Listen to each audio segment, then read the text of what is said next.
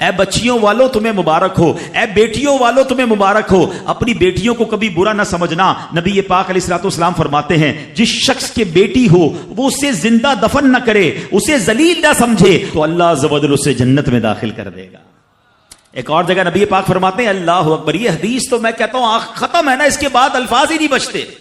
بہت ساری بیٹیوں کی فضیلت کی حدیث ہے، مگر یہ حدیث ادھر جا کے لگتی ہے، دل کو چھو لیتی ہے۔ سنو تو صحیح اس کے الفاظ کیا ہیں۔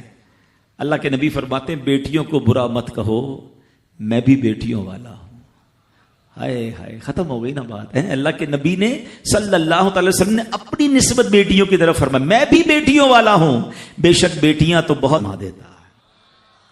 یہ ارشاد سن کر ایک صحابی کھڑے ہو گئے ہیں۔ صحابہ کے سوال بھی بڑے کمال کے ہوتے ہیں۔ یقین کرو ہمارے بہت سارے کام سیدھے جو ہے نا، ہمارے لیے بہت ساری آسانیاں صحابہ کے سوالات نے کر دی۔ اب ہو سکتا ہے یہاں میرا کوئی بھائی ایسا بیٹھا ہو جس کی 3 بیٹیاں نہ ہوں، وہ کہتا ہے میری تو 2 ہیں۔ صحابی نے سوال کیا حضور اگر کسی کی 2 ہوں تو اللہ اور 2 لڑکیوں کی پرورش کرے تو ارشاد فرمایا اس کے لیے بھی یہی اجر و ثواب ہے۔ راوی فرماتے ہیں یہاں تک کہ اگر ایک بیٹی کا بھی لوگ ذکر کرتے تو نبی پاک اس کے بارے میں یہی فرماتے۔ مگر ایک روایت اور بھی موجود ہے کہ ایک صحابی نے کھڑے ہو کر کہا حضور اگر کسی کی 1 بیٹی ہو، اللہ کے نبی نے فرمایا 1 بیٹی ہو تو بھی جنت واجب ہو جاتی ہے۔ بیٹیوں پر شکایت، بیٹیوں پر منہ چڑھاتے ہو، بیٹیوں پر لڑائی کرتے ہو، اللہ اکبر، یہ تو جنت میں جانے کا ٹکٹ ہے۔ تو اپنی بیٹیوں سے پیار کریں۔ اور باپ جتنے بیٹھے نا، مجھے پتا ہے وہ میری بات کی تائید کریں گے، شاید پیدائش پہ منہ چڑھایا ہوگا کسی نے، لیکن آج بھی باپ سے زیادہ کلوز بیٹی ہی ہوتی ہے۔ پیار وہ باپ سے بیٹی ہی کرتی ہے۔ گھر جاؤ تو بیٹی باپ کا انتظار زیادہ کرتی ہے۔ اور اسلام عورتوں کے حقوق کی شاندار انداز سے بیان کرتا ہے۔ اللہ کے نبی علیہ الصلوۃ والسلام فرماتے ہیں جب کسی کے ہاں لڑکی پیدا ہوتی ہے، سنو، گھر پہ مہمان آئے تو اچھا لگتا ہے نا، اور کوئی بڑا اہم مہمان آ جائے، کوئی بڑے بزرگ آ جائیں تو کتنا خوش ہو جاتے ہیں آپ۔ کئی ایسے بزرگ ہوں گے، کئی ایسے علماء ہوں گے، کوئی ایسی شخصیت ضرور ہوگی جس کو آپ اپنے گھر بلانا چاہتے ہوں گے، مگر آپ سوچتے ہوں گے یار وہ میرے گھر کیسے آئے گا، بہت بڑا آدمی ہے، بڑا مصروف شخص ہے، پسند تو مجھے بہت ہے مگر میں گھر نہیں بلا سکتا۔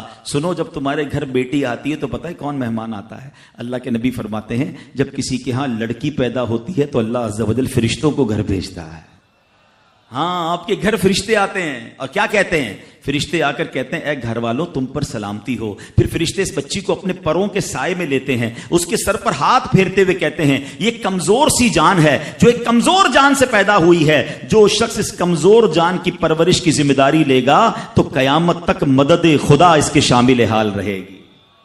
تو اب کبھی بھی بیٹیوں پر زیادتی نہیں ہونے دینی۔ ہاں، بیٹیوں کی دعائیں لو، بیٹیوں کی خدمت کرو۔ اور میں نے خود دیکھا ہے، آپ نے بھی دیکھا ہوگا، میں نے دیکھا ہے، بلکہ میں نے ایک طرح سے انٹرویو لیا ہے ایک رشتہ دار کا کہ یار آپ کی 4 بیٹیاں ہیں، 3 بیٹیاں ہیں۔ کہتا ہے یار جب سے بیٹیاں آئی ہیں پتہ نہیں رزق کدھر سے آ رہا ہے۔ بیٹیاں تو کیا آئی ہیں، اللہ نے رحمت کے دروازے کھول دیے ہیں، کیونکہ اس نے منہ نہیں چڑھایا۔